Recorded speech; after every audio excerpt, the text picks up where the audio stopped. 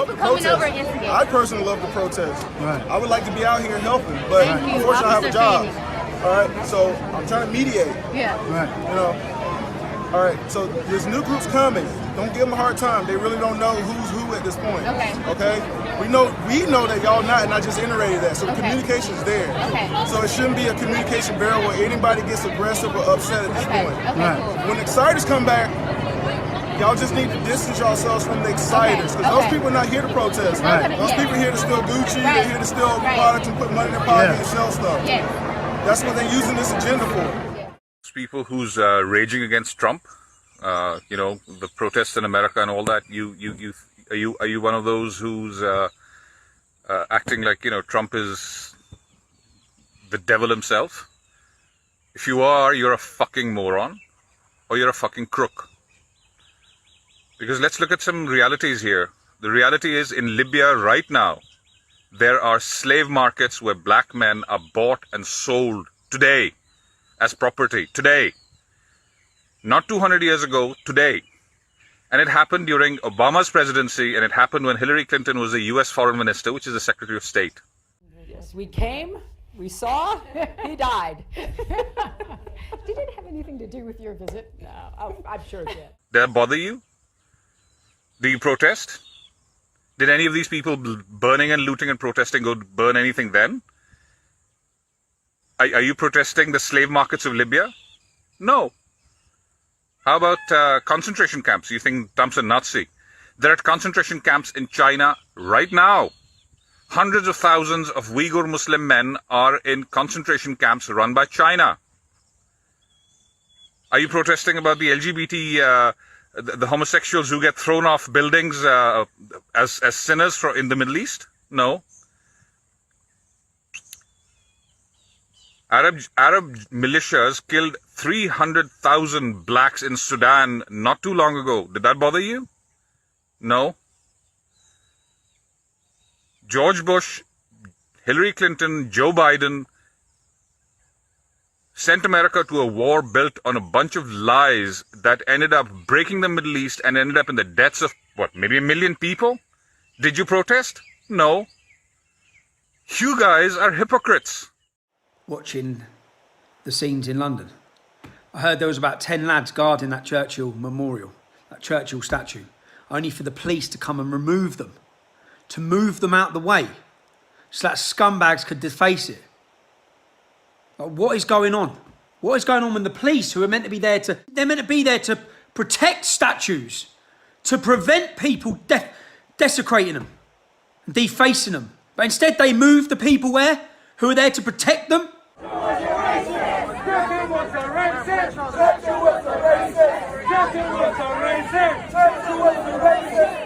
You didn't enforce the law because there's too many people who aren't white, and you don't know what to do you?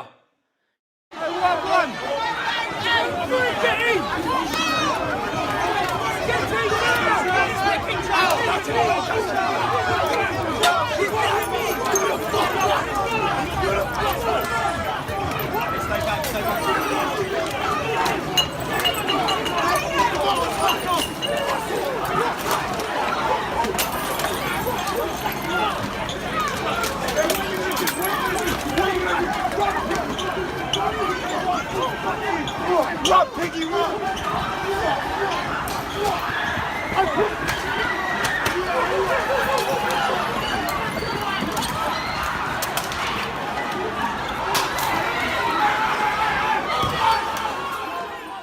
Because next Saturday, watch what you're going to have in London. You're going to have fucking thousands of men who ain't going to let them march through that city and smash the shit out of everything. And it's your fault, no one else's. You've done it. You've created it through your weak, bullshit, political policing. Sarah, you okay? You okay? Oh, come on! That's it!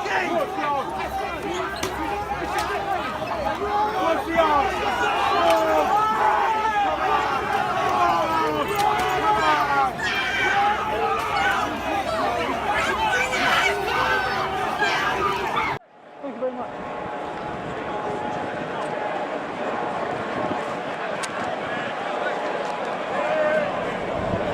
So we're going to do it unedited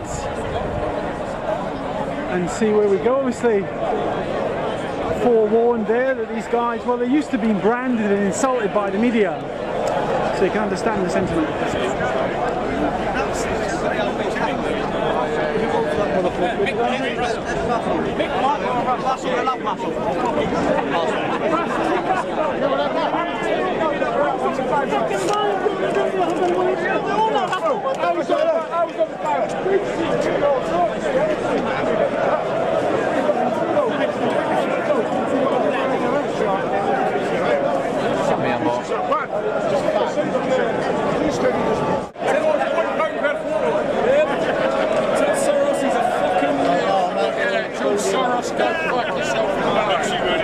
Can you say a couple? I'm one of the good guys. I'm doing a blog about today about what motivated you to come along in support of Churchill. No, not Churchill. See that cenotaph down there? That's more sacred than Rome to us as ex-servicemen. That's been there for all our brothers that have died throughout the years, and how dare they desecrate that? Anything else? Crack on. How do you feel about what's happening in the UK at the moment? The general, what we've seen in the No one gave a shit when Chris Alder was murdered by the police in Humberside. A black man, a paratrooper, someone that served in the Falklands War. He was murdered. It's on Wikipedia. Have a look at him choking to death for 8.5 minutes in the custody suite, and then tell me that Black Lives Matter. And Black Lives Matter. What about Yemen? What about Yemen? What about Nigeria? There's a new world order kicking off at the moment. They got an agenda and it will carry on, and they want to cause whatever through any divide they can. If that is what they want to do, let them crack on. But and when you watch it on the BBC, for example, how do you I've never come to anything problem like this. what you've got with mainstream media. Mainstream media will betray us as far right. We're not. I fought against fascists. I fought against Argentina and their Nazi government. We're in the Falklands. I was in the Falklands. The problem you've got is mainstream media focus on the far right. You're not focusing on the far left that are hijacking a peaceful movement. I was a member of the Labour Party until Tony Blair took over, and then, and came out this morning and said that there's two groups in this area today, and that's BLM and far right ring protesters. That's not what's happening at all. And war veterans. Veterans are bang in the middle of that. We're not far right. You know what I mean? But we're left. I've got a wife from Tanzania. So where have you come from today? Sorry? Where have you come from? I live in Chelsea. Well, the problem you've got is we fought against injustice. We fought to uphold equality, and we're here because we feel that's being fucked over, basically. All right, you've got the BLM protesting peacefully, and we stand by that. But what we don't agree with is these far left arseholes hijacking a peaceful movement for their own political agenda. The thing I don't get is that they seem to want to destroy everything from Penny Lane to Baden-Powell. All the well, listen. Let's start taking down Rome and the pyramids, because that's the bottom line. Built by slaves, the pyramids and Rome. Alderman Garza. Thank you, Alderman Cardenas. We'll go to Alderman Lopez and Taylor Farrell and Thompson. Alderman Lopez. Thank you. You know, before we started this, we're having a conversation about what's going on in our neighborhoods, and it's heart-wrenching, gut-wrenching. But this is what I was trying to get at this morning, is that when downtown is in lockdown, our neighborhoods are next. And our failure to fully get ready for what's going on in the neighborhoods, we're seeing this destruction, and we're thinking that it's going to somehow end tonight.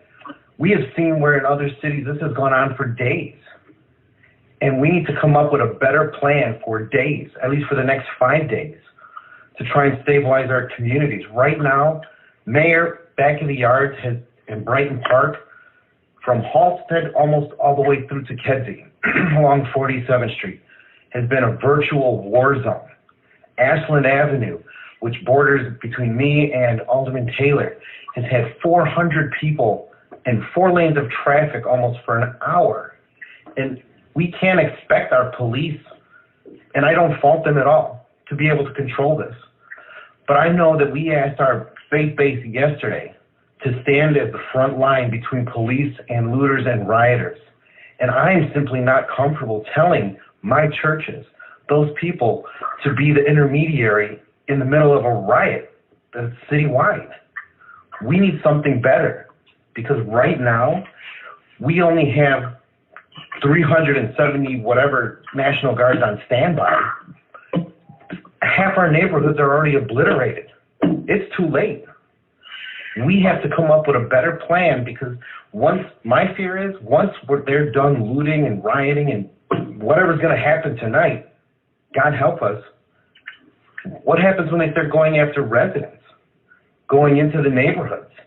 Once they start trying to break down people's doors so they think they got something, or, we know that people are here to antagonize and incite, and you've got them all pumped today, they're not going to go to bed at 8 o'clock. They're going to turn their focus in the neighborhoods. I've got gangbangers with AK-47s walking around right now, just waiting to settle some scores. What are we going to do, and what do we tell our residents other than good faith people stand up? It's not going to be enough. Thank you, Alderman. Next question. Well, no, I want an answer. You commented on everybody. I want an answer. It's not something you ignore. This is a question that I have. I think you're 100% full of shit, is what I think. If you think no offense, fuck you then. Hold on. Who are you to tell me I'm full of shit? And if you think we were not ready and we stood by and let the neighborhood go up, there's nothing intelligent that I can say to you. Well, maybe you should come out and see what's going on. One of the stupidest things I have ever heard. I understand you want to preen. I understand that you think that you... Mayor, you need to check your fucking attitude. That's what you need to do. Every single person... Right now, no. You need to check your attitude. Wait a minute. I'm being disrespectful. She just told me I'm full of shit. No. You cannot tell me I'm full of shit. Hey, everybody, come on, let's calm down. Come on now, let's calm down. Wait a minute. Okay. Wait a minute. Ray, cut it off, please. Calm down, please. We're all here. Come on. Wait a minute. My neighborhood. Please calm down. Thank you. Right now, we need solutions. So people need solutions. Let's step up, right? Yeah. All hands on deck right now. Right. Bullshit. All lives matter. I completely concur. Could you explain what motivated you to make the placard? Yes, well, it's the most fundamental of values. But you say it now. You say someone says Black Lives Matter, and you say, well, all lives matter, and people get angry. They get furious, and they say, no, you're not allowed to say that. But it's quite clear that the people who are behind Black Lives Matter don't think all lives matter. They want to decide whose lives matter on a day-to-day basis as it suits their political agenda. Absolutely agree. Seems like a huge step backwards to me from where we were to where we are now. I'm a Christian, I'm a Democrat, I'm a lawyer. I think everybody should have equality before the law, one law for all people. It seems that we're moving towards a scene a couple of decades ago when everybody accepted this, and we've now thrown it all away, and now everybody wants to judge everybody else by what race they are. Let's get on this geezer's camera. Yes. I'll show it all unedited. Yeah, where have you come from? I'm from Middlesbrough, originally. He's from Portugal. But we know each other, we go to the same church. Yeah. Nice. We're Christians.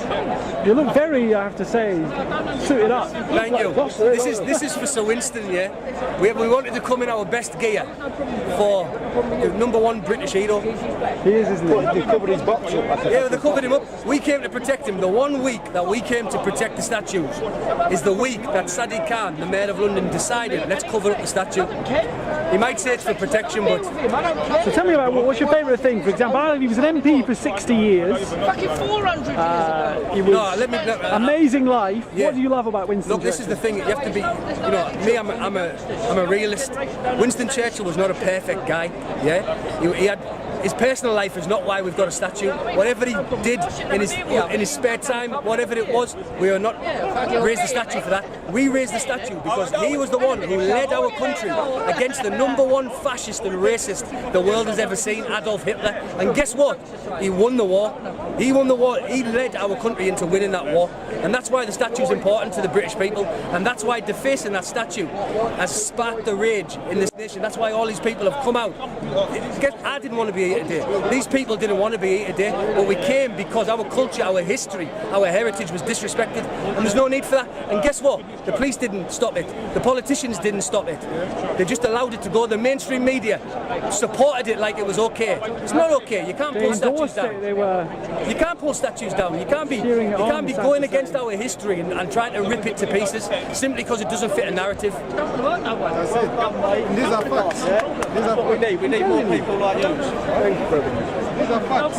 It's not about facts don't have feelings. It's not about colours. No, it's not about colour. We all people. We all people. No colour involved. It's not about race, religion or colour. It's just about what's right. How can you come into someone's country and rip apart and mashing it up when they let you in and stuff and give you a visa? Exactly. Yeah, they let you in and they come and spit on it. It's just what's right. It's not about colour.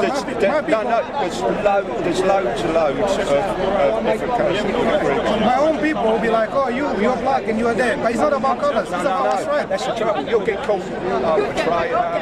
Yeah, whatever. So I'm not entertain all that. Let them do it. Yeah.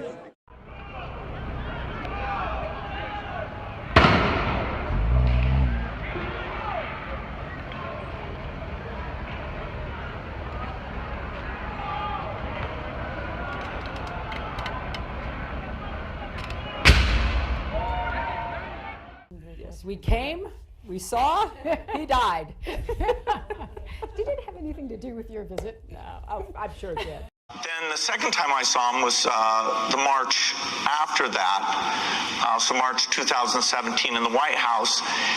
In both of those two meetings, he asked me if vaccines weren't a bad thing, because he was considering a commission to look into ill effects of vaccines, and somebody, his name is Robert Kennedy Jr., was advising him that vaccines were causing bad things, and I said, no, that's a dead end, that would be a bad thing, don't do that.